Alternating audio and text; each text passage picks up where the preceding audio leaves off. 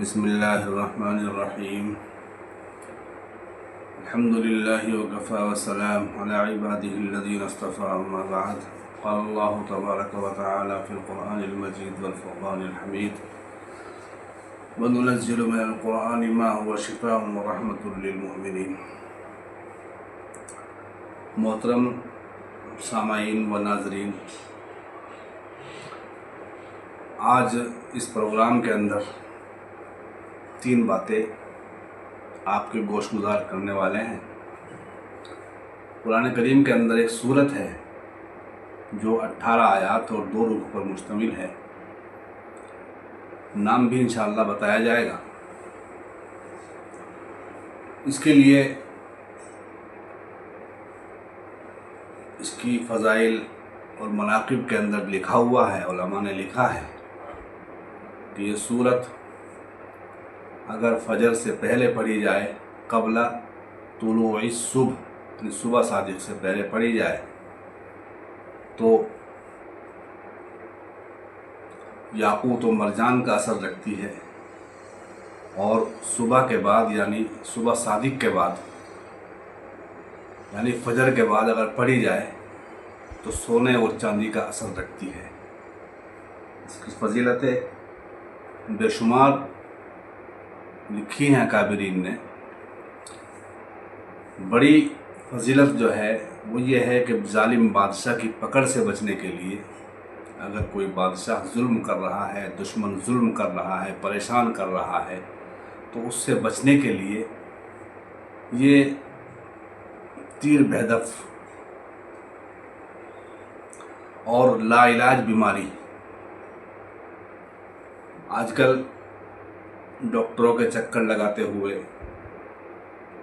ہاسپٹلوں میں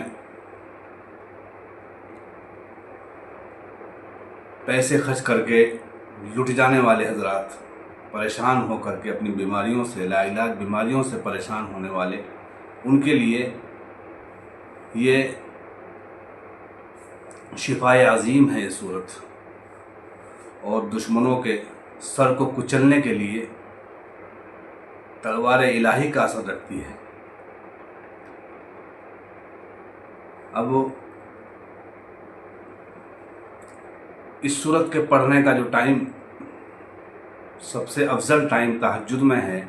صبح صادق سے پہلے۔ اس کے بارے میں نے عرض کیا کہ یاقوت و مرجان کا اثر رکھتی ہے۔ اب اس کو پڑھنا کتنی مرتبہ ہے؟ سلف صالحین کا معمول رہا ہے، اکابرین اعظام کا،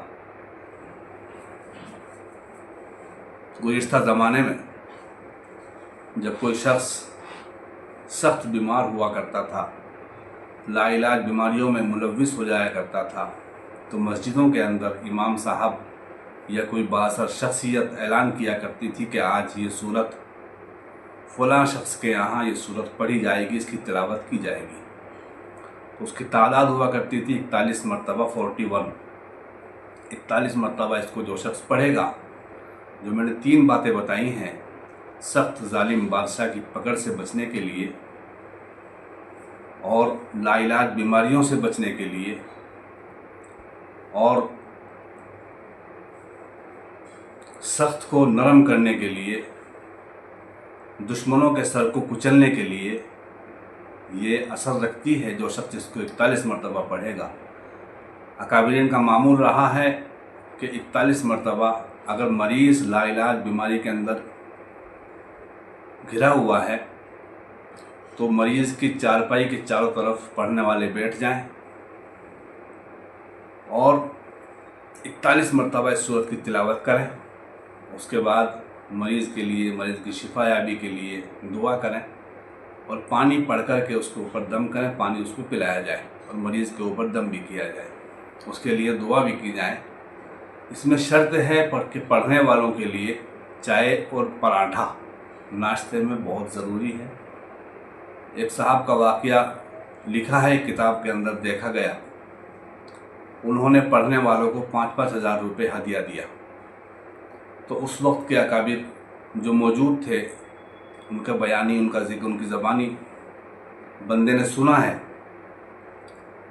انہوں نے فرمایا کہ ان کے لیے تازے گرم گرم پراٹھے بنائے جائیں، چائے بنائی جائے، ناشتہ کرایا جائے پڑھنے والوں کو۔ تو جس کے ہاں وہ پڑھی گئی تھی اس شخص نے کہا کہ میں نے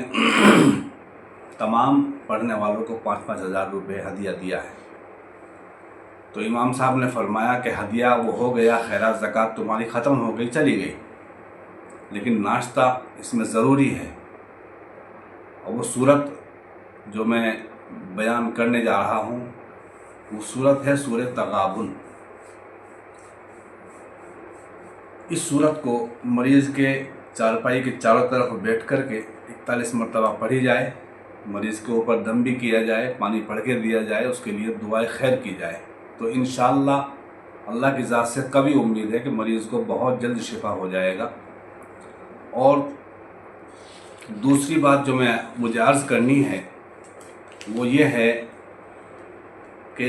اگر ابو داؤد شریف میں کتاب الصلاۃ کی آخری حدیث ہے، اس کے اندر اللہ کے نبی صلی اللہ علیہ وسلم سے کسی نے سوال کیا اپنی غربت کے بارے میں، اپنی پریشانی کے بارے میں عرض کیا، تو آپ نے ارشاد فرمایا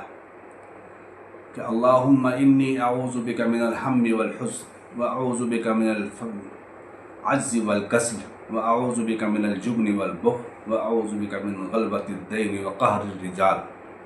اس دعا کو 10 مرتبہ پڑھا جائے صبح اور شام۔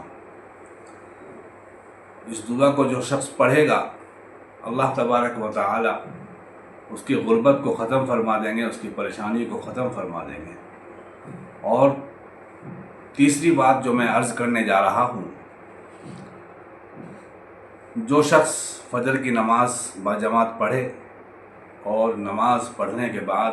اسی ہیئت جس طریقے سے نماز میں بیٹھا جاتا ہے، تشہد میں بیٹھا جاتا ہے، اسی ہیئت پر، اسی عادت پر بیٹھا رہے اور سورہ شورى کی آیت نمبر 19 کو 70 مرتبہ پڑھے،